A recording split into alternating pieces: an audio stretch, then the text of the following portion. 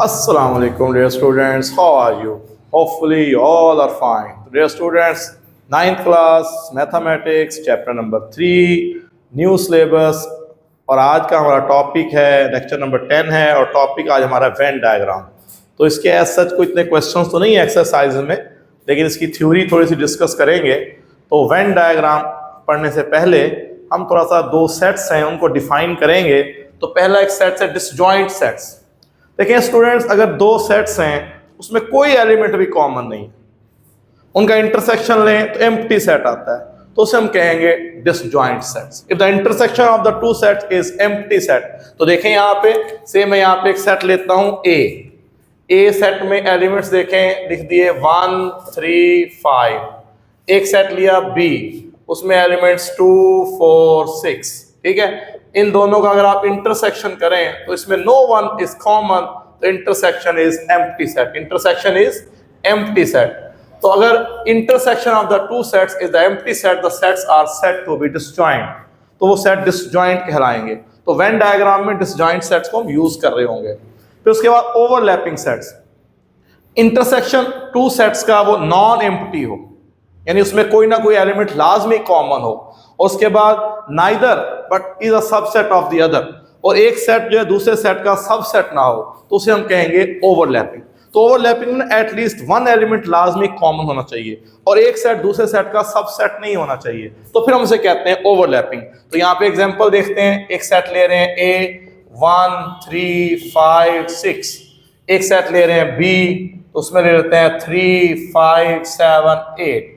अब आप देखें इनका अगर आप इंटरसेक्शन लें तो इनके इंटरसेक्शन में क्या आ जाएगा 3 5। तो इंटरसेक्शन जो है वो not equal to empty set, और ए जो है ना वो बी का सबसेट नहीं है, बी जो है वो ए का सबसेट नहीं है, एक दूसरे के सबसेट नहीं होने चाहिए। और इंटरसेक्शन जो है वो नॉन एम्प्टी सेट हो तो उन्हें बोलते हैं ओवरलैपिंग। उन्हें क्या बोलते हैं? ओवरलैपिंग।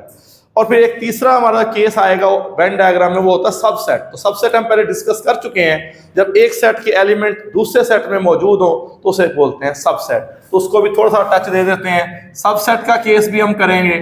सबसेट में देखें एक सेट ए है 1 3, एक सेट बी है 1 2 3 4 5।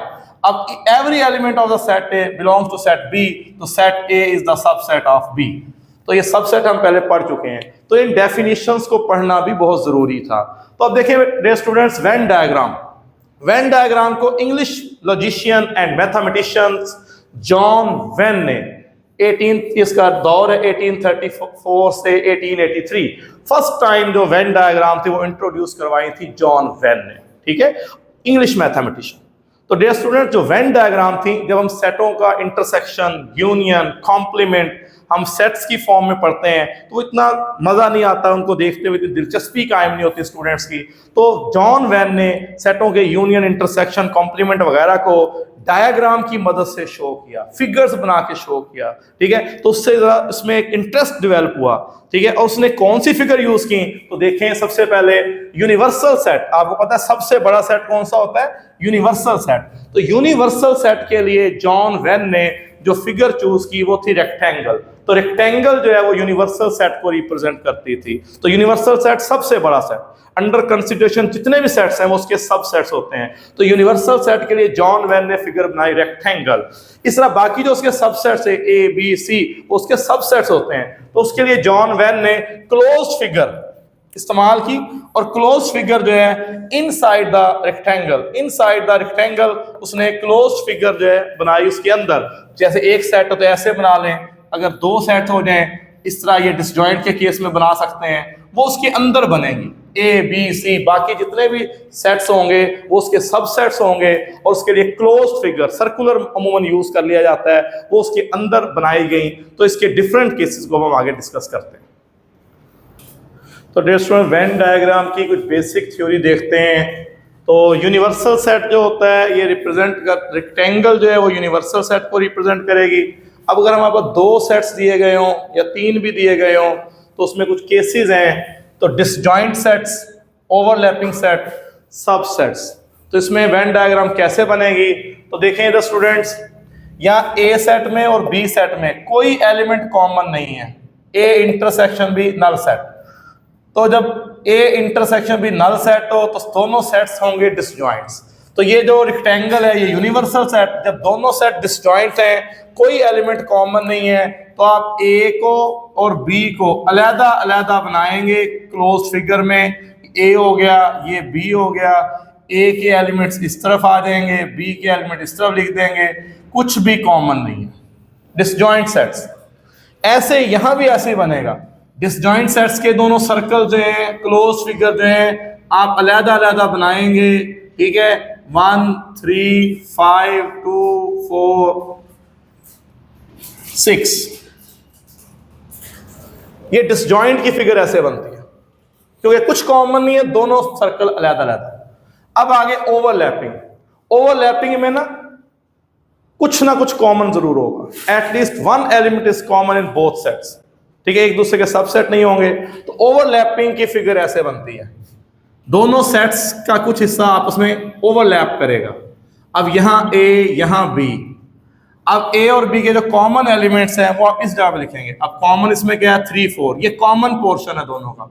बाकी जो सेट ए के एलिमेंट्स हैं वो ए की तरफ, बी के जो एलिमेंट्स हैं वो बी की तरफ लिख दें। और ये ओवरलैपिंग इसमें भी ऐसे, ये सेट ए हो गया, ये सेट बी हो गया, और इनके कॉमन एलिमेंट्स यहाँ पे आ गए, 3 4 कॉमन है, और ए वाले जो है वो ए की तरफ लिख दें और बी वाले बाकी बी की तरफ लिख दें। ओवरलैपिंग की फिगर ऐसे बनती है। फिर आ गया A is the subset of B. अब ए सेट बी सेट का सबसेट है, ए सेट अब ऐसे बनाएंगे, ए सेट और बी उसके ऊपर बना दें, बी सुपर सेट है, बी बड़ा सेट है, ए के एलिमेंट बी में पाए जाते हैं, तो ए के एलिमेंट 1 2 ए में भी शुमार होंगे, बी में भी शुमार होंगे, बाकी बी के एलिमेंट्स लिखते हैं। अब यहां पे भी ऐसे ए सेट और ये बी सेट, यहां पे A is the subset of B, A is the subset of B.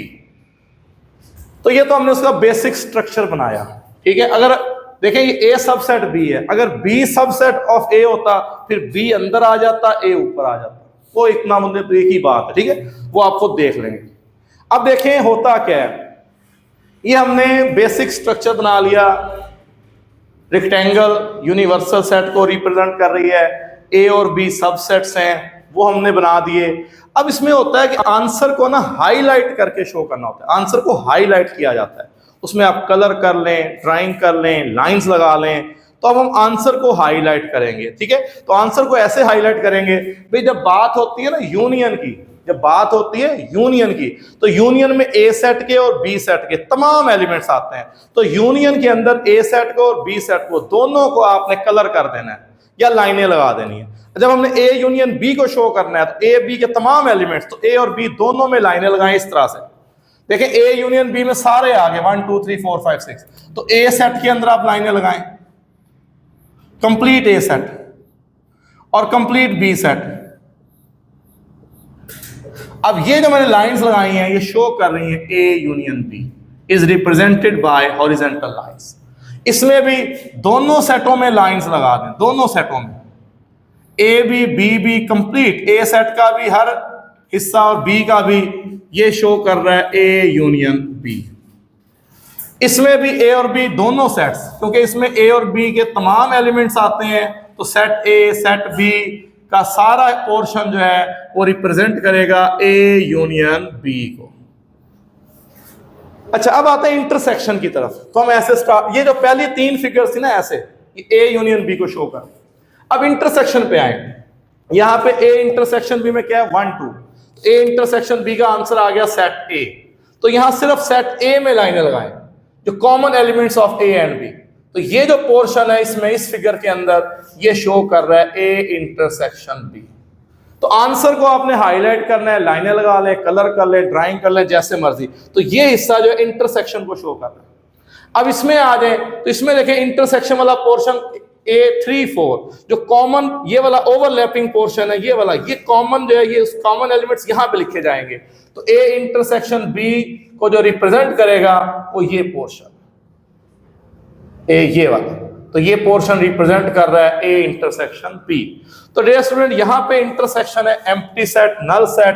तो यहां पे इंटरसेक्शन के लिए आप कहीं भी लाइनें लगाएंगे, क्योंकि A intersection B is equal to null set, तो यहाँ पे कुछ भी लाइनें आप नहीं लगाएंगे, खाली छोड़ देंगे। तो ये जो फिगर्स हैं, ये ऐसे तीन फिगर्स जो हैं ये शो कर रही हैं यूनियन, और ये तीन फिगर्स जो है ये शो कर रही हैं इंटरसेक्शन। तो ये वेन डायग्राम की थोड़ी सी बेसिक थ्योरी थी। तो डियर स्टूडेंट, एक्सरसाइज 3.2 जब हम कर रहे थे, क्वेश्चन 1 के अंदर वेन डायग्राम बनानी थी, तो वहां पे क्योंकि हमने थ्योरी को बिल्कुल टच नहीं किया था तो छोड़ दिया था, तो अब उसको हम देखते हैं। तो ये देखें क्वेश्चन 1 3.2। तो अब मैंने डाटा हिस्सा लिखा है कि ये हमने पहले किया हुआ है। यूनिवर्सल सेट में 2 4 6 अप टू 30 इवन नंबर है, मल्टीपल ऑफ 2 है। ए सेट में 6 के मल्टीपल थे up to 30, multiple of 6। B set में 8 के मल्टीपल्स थे। तो ए इंटरसेक्शन भी हमने फाइंड किया हुआ था। अब हमने इसकी वेन डायग्राम बनानी थी, ठीक है। तो डियर स्टूडेंट, आप सेट्स पे गौर करें ना, ए सेट और बी सेट, इसमें देखें one element is common in both sets. तो जब एक एलिमेंट दोनों में कॉमन हो गया और सेट ए और बी एक दूसरे के सबसेट नहीं है, तो हमें यह पता लग गया कि ओवरलैपिंग केस है। ये जो हम फिगर बनाने जा रहे हैं ओवरलैपिंग केस में आएगी। तो ये जो रेक्टेंगल होती है ये रिप्रेजेंट करती है यूनिवर्सल सेट, सबसे बड़ा सेट, ये रेक्टेंगल हो गई। अब ए और बी ओवरलैपिंग सेट्स हैं, और अभी हमने थ्योरी पढ़ी ओवरलैपिंग की फिगर ऐसे बनती है। एक सर्कल बना दें ए, एक सर्कल बना दें बी, और ये इनका ओवरलैपिंग पोर्शन है। ये ए हो गया, ये बी हो गया। अब जो कॉमन एलिमेंट है वो हम यहां लिखेंगे इस हिस्से में 24। अच्छा, बाकी जो ए सेट के एलिमेंट हैं, जैसे ए में 6 है, 12 है, 18 है, 24 यहां पे आ गया, 30 है। और बी सेट में 8 है, 16 है, ये लिख दिए। तो ये ए सेट है, ये बी सेट है, और ये ओवरलैपिंग केस की हमने फिगर बनाई है, और कॉमन यहां लिख देंगे, ठीक है। अच्छा, बाकी जो यूनिवर्सल सेट्स के एलिमेंट हैं, से अब यूनिवर्सल सेट में और एलिमेंट्स भी हैं, तो वो हम ए बी को छोड़ के बाकी यूनिवर्सल सेट में लिख देंगे। जैसे कि यहाँ पे तो 2 भी है, 4 भी है, 6 यहाँ पे आ गया, 8 यहाँ पे आ गया, 10 भी है, 12 यहाँ पे आ गया, फिर 14 16 यहाँ आ गया, फिर 18 तो पहले से मौजूद है, ठीक है। फिर हम कर लेते हैं 20 22 24 मौजूद है, फिर 26 28 30 यहाँ पे आ गया। तो बाकी एलिमेंट्स भी सारे हमने लिख दिए, ठीक है। तो ये हमने उसकी एक वेन डायग्राम बनाई, ठीक है। ये हमारी वेन डायग्राम आ गई। अगर चलें फर्ज करें इसमें हमने ए इंटरसेक्शन बी को हाईलाइट भी करना हो, कि जो ए इंटरसेक्शन बी हमने पार्ट 2 में फाइंड किया था इसमें, तो उसे हाईलाइट भी करना हो, तो ए इंटरसेक्शन बी वाला ये वाला पोर्शन है। तो जहां पे ये मैं ये लाइंस लगा रहा हूं इस तरह से, ये ए इंटरसेक्शन बी है। तो A intersection B is represented by horizontal line.